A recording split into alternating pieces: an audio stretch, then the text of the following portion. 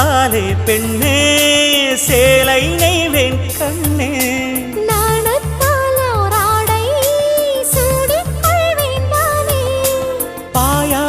அடி சொல்லாதே பஞ்சணம் புதையல் ரகசியமே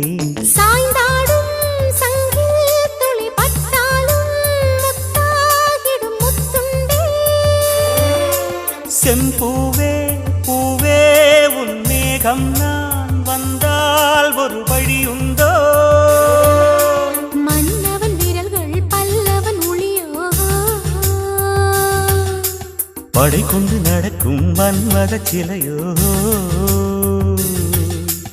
இமைகளும் உதடுகள் ஆகுமோ